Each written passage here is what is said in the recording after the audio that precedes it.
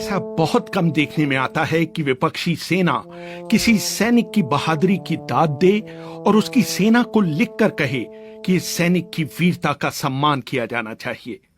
1999 के कारगिल युद्ध में ऐसा ही हुआ, जब टाइगर हिल के मोर्चे पर पाकिस्तानी सेना के कैप्टन कर्नल शेर खान ने इतनी बहादुरी से लड़ाई लड़ी कि भारतीय सेना भी उनके सामने नतमस्तक हो गई। उस लड़ाई को भारत की ओर से कमांड कर रहे ब्रिगेडियर एमपीएस बाजवा याद करते हैं। बाकी सारे काले सलवार कमीज में थे और ये जो है ऑफिसर, मैं कहा ये अफसर होगा क्यों, जो ट्रैक सूट में थे। 2 अफसर थे। बाद में हमें पता चला कि एक मेजर इकबाल है जो कि special service group commando forces का था, और एक था कैप्टन करनाल शेर खान जो कि 12 नलाई का था, वहां से जो 4875 की तरफ से आए थे। और उसने जो लीड किया अटैक को, तीसरी बार वो हमें धकेल के हेलमेट से लेके तो दोबारा इधर इंडिया गेट की तरफ हम पीछे विड्रॉ करना पड़ा, क्योंकि जो हमारे 2 जेसीओज वहाँ खत्म हो गए और ऑफिसर बहुत क्रिटिकली वुंडेड था, इसलिए हमें विड्रॉ करना पड़ा। जो 20 आदमी आगे भेजे थे।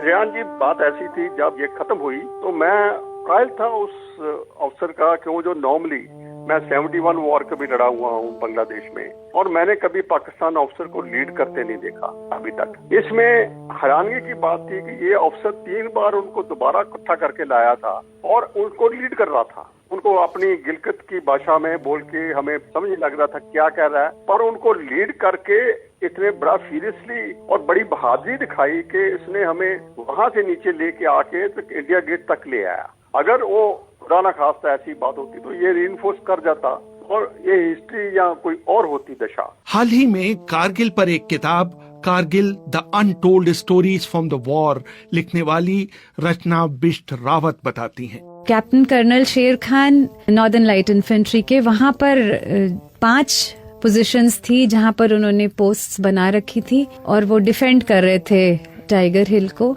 और जितने भी आर्मी के टॉप ब्रास हैं वो सब ओपनली ये कहते हैं कि बहुत मुश्किल था टाइगर हिल को वापस लेना। बहुत बहादुर थे वो और बहुत ही अच्छे सिपाही थे। 8 सिख को टास्क मिला था टाइगर हिल पे अटैक करने का और वो बिल्कुल उनसे हो नहीं पाया, जबकि वो भी बहुत बहादुर सिपाही थे और इन spite of not having winter clothing फिर भी वो अच्छे से लड़े थे। फिर 18 ग्रेनेडियर को भी उस टास्क पे लगा दिया गया। Finally they managed to wrest one of the positions.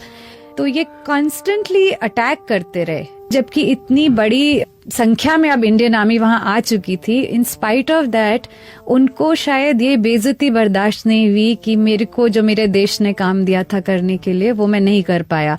और जो लोग ये बैटल देख रहे थे, जो इंडियन सोल्जर से लड़ रहे थे, तो वो सब कहते हैं कि ये सुसाइडल था। जो वो कर रहे थे वो खुद जानते थे कि इसमें सक्सेस नहीं हो सकता क्योंकि they were completely outnumbered, but in spite of that उन्होंने रिट्रीट नहीं किया और वो बार बार अटैक करते रहे जब तक कि वो मरे नहीं। कैप्टन कर्नल शेर खान ने लगभग बाजी पलट दी थी, लेकिन तभी एक भारतीय सैनिक कृपाल सिंह ने उन्हें अपनी मशीन गन का निशाना बनाया। ऑफिसर को अखीर पे 10 गज से मैंने फिर वो लड़का जो हमारा था एक स्पाइस कृपाल सिंह, वो वुंडेड था, पर वो उठ के और उन्होंने बाकियों ने बस्ट मार के बड़ी मुश्किल से उसको खत्म किया।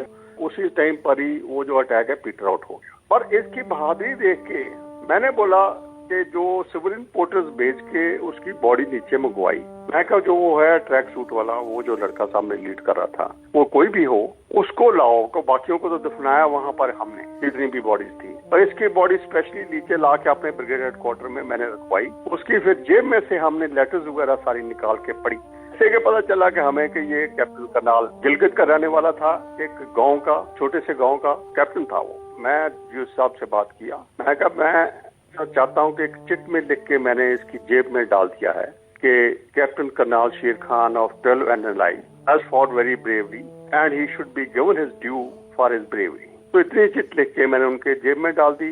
कैप्टन कर्नल शेर खान का जन्म उत्तर पश्चिम सीमांत प्रांत के एक गांव नवाकिले में हुआ था। उनके दादा ने 1948 के कश्मीर अभियान में भाग लिया था। उन्हें वर्दी पहने हुए सैनिक पसंद थे। उनके जब एक पोता हुआ तो उन्होंने उनका नाम कर्नल शेर खान रखा। शेर खान का नाम ही कैप्टन कर्नल शेर खान था, जो हमेशा I was initially very confused कि ये कैप्टन थे या कर्नल थे। तो फिर बाद में पता चला कि वो जब पैदा हुए तो उनके माता पिता ये चाहते थे कि ये फौज में जाएं और कर्नल की रैंक तक तो जाएं ही जाएं, तो उन्होंने उनका नाम ही कर्नल रख दिया। तो शुरू से ही शायद उनमें भी ये जज्बा था कि वो सिपाही बनेंगे। जब कर्नल शेर खां का नाम रखा गया तो उनके पिता और दादा को ये अंदाजा नहीं था कि इस नाम की वजह से उनके पोते की जिंदगी में कई उलझनें आएंगी। कारगिल पर मशहूर किताब witness to blunder, Kargil story unfolds लिखने वाले कर्नल अशफाक हुसैन लिखते हैं, कर्नल शेर खां के नाम का हिस्सा था और वो उसे बहुत गर्व से इस्तेमाल भी करते थे। जब वो फोन उठाकर कहते थे लेफ्टिनेंट कर्नल शेर स्पीकिंग, तो फोन करने वाला समझता था कि वो कमांडिंग ऑफिसर से बात कर रहा है और वो उन्हें सर कहना शुरू कर देता था। तब शेर मुस्कुराकर कहते थे कि वो लेफ्टिनेंट शेर हैं। मैं अभी आपकी बात कमांडिंग ऑफिसर से करवाता हूँ। कर्नल शेर ने अक्टूबर 1992 में पाकिस्तान मिलिट्री एकेडमी ज्वाइन की थी। जब वो वहां पहुंचे तो उन्होंने दाढ़ी रखी हुई थी। उनसे कहा गया कि वो दाढ़ी कटवा दें, लेकिन उन्होंने साफ इनकार कर दिया। उनके आखिरी सत्र में उनसे फिर कहा गया कि आपका प्रदर्शन अच्छा रहा है, अगर आप दाढ़ी कटवा दें तो आपको अच्छी जगह पोस्टिंग मिल सकती है, लेकिन उन्होंने फिर इनकार कर दिया। उनसे 1 साल जूनियर रहे कैप्टन अलीउल हसनैन बताते हैं, पाकिस्तान मिलिट्री अकादमी में सीनियर रैगिंग के दौरान जूनियर्स के लिए गालियों का इस्तेमाल करते थे, लेकिन मैंने शेर खां के मुंह से कभी कोई गाली नहीं सुनी। उनकी अंग्रेजी बहुत अच्छी थी और वो दूसरे अफसरों के साथ स्क्रैबल खेला करते थे और अक्सर जीतते भी थे। जवानों के साथ भी वो बहुत आसानी से घुल मिल जाते थे और उनके साथ लूडो खेलते थे। कैप्टन कर्नल शेर खां में शुरू से ही देशभक्ति का जज्बा था। इसका जिक्र करते हुए उनके छोटे भाई ने एक बार कहा था, हमारे भाई हमेशा ये कहा करते थे, मैं 2 शेर पुश्तों की और सुनाता हूँ ताकि हमारे भाई पठान जो है वो भी समझ लें। मुठे खावरी द वतन बपिवर नकम कपसर द मके टोल वतन खतनशी और खपल खावरा बपखपल विनो पालम कहाजत कुर्बानी जमाद तनशी। तर्जुमा कुछ इस तरह है, अगर सारी दुनिया जन्नत बन जाए तो मैं अपने वतन की मुट्ठी भर मट्टी इसके बदले में नहीं दूंगा। अगर इसे मेरे खून की जरूरत पड़ जाए, इसकी अबियारी मैं अपने खून से करूंगा और अपने जान का नजराना देकर इसकी हिफाजत करूंगा। जनवरी 1998 में वो डोमेल सेक्टर में तैनात थे। जाड़े में जब भारतीय सैनिक पीछे चले गए, उनकी यूनिट चाहती थी कि उस ठिकाने पर कब्जा कर लिया जाए।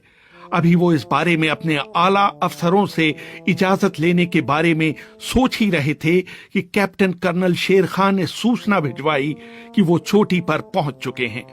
कर्नल अशफाक हुसैन अपनी किताब witness to blunder, Kargil story unfolds में लिखते हैं, कमांडिंग ऑफिसर दुविधा में था कि क्या करे। उसने अपने आला अधिकारियों तक बात पहुंचाई और उस भारतीय चौकी पर कब्जा जारी रखने की इजाजत मांगी, लेकिन अनुमति नहीं दी गई और कैप्टन शेर से वापस आने के लिए कहा गया।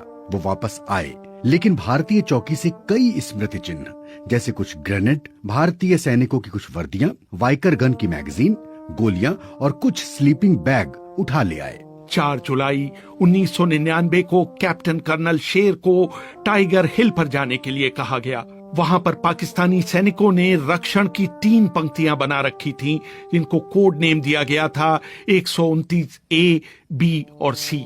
उनके दूसरे नाम थे कलीम, काशिफ और वकील पोस्ट। भारतीय सैनिक 129 ए और बी को अलग थलग करने में कामयाब हो चुके थे। बीबीसी से बात करते हुए कर्नल अशफाक हुसैन ने कहा, He was a very brave man. He was never found complaining against the hardship. वो बहुत बहादुर शख्स थे। उन्होंने कभी किसी तकलीफ की शिकायत नहीं की। हमले से 1 रात पहले उन्होंने सारे सिपाहियों को जमा कर शहादत पर एक तकरीर की। सुबह 5 बजे उन्होंने नमाज पढ़ी। सुबह वो मेजर हाशिम के साथ 129 बी पर ही थे कि भारतीय सैनिकों ने उन पर जवाबी हमला किया। खतरनाक हालात से बचने के लिए मेजर हाशिम ने अपने ही तोपखाने से अपने ऊपर गोले बरसाने की मांग की।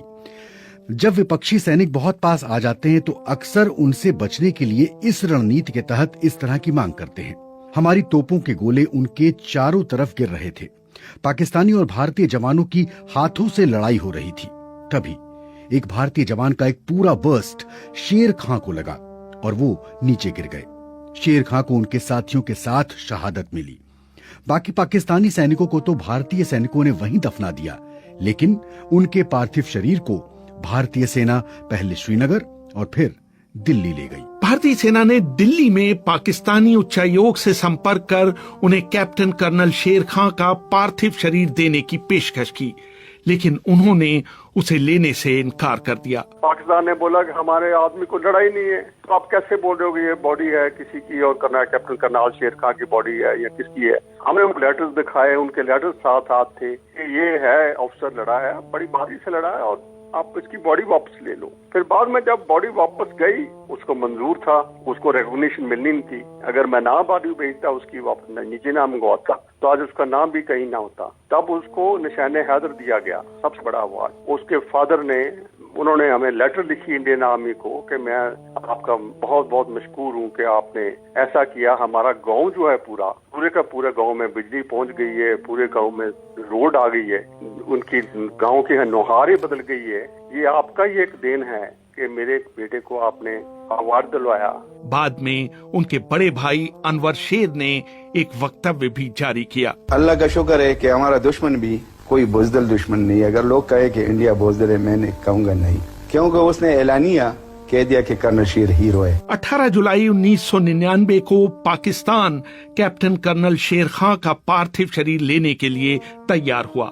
उसे पहले कराची, फिर इस्लामाबाद और फिर पाकिस्तानी वायुसेना के विमान से उनके पुश्तैनी गांव ले जाया गया, जहां हजारों लोगों ने आंसू भरी आंखों से उन्हें अंतिम विदाई दी। कई साल बाद उनके भाई अनवर शेर ने एक समारोह में बोलते हुए कहा था, असल में मैं तकरीबन 1974 से बाहर हूँ।